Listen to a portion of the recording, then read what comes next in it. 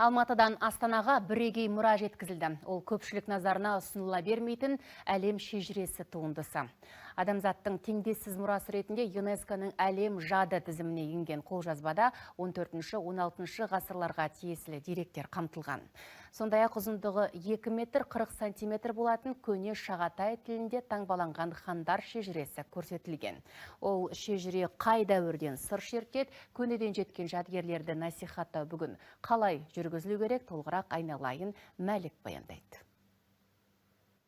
Реставрациядан өткен құнды қолжазба Алматыдан Астанаға арнайы әкелінді. Хандар шежіресі дәуір билеушілері мен тарихи тұлғалар туралы генеалогиялық мәліметтерді қамтиды. Мұнда жошы әулетінен шыққан 104 ханның есімі мен тарихы алтын әріптермен қашалып жазылған. Мазмұнынан белгілі болғандай, бұл шежіре.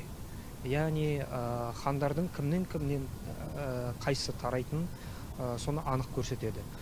Ішінде Шыңғыс хан да бар, Абылай хандар, Жәңгір хан кездеседі. Енді бұл хандар шежіресінің сақталуы өте қиын жағдайда болғандықтан үлкен бір реставрациялау, консервациялау жұмыстарын талап етеді. Еліміздің жас ғалымдары бүгінде жәдігерлерді жасанды интеллект арқылы қайта жаңғыртуды қолға алды. Алдағы уақытта арнайы қосымша іске қосылып, көне тарихтан сыр шертетін жобалар жасалады. Соның бір жобасы ол шағатай тілінің мәтінін тану және оның тілдік моделін жасау. Бұл жоба деңгейінде біз Астана IT университеті, ғылым ордасы, Ахмет Ясауи университеті және Гарвард университеті бірлесе үлкен жоба жасап жатырмыз. Одан басқа көне көптеген қыш заттары немесе мата заттары бар.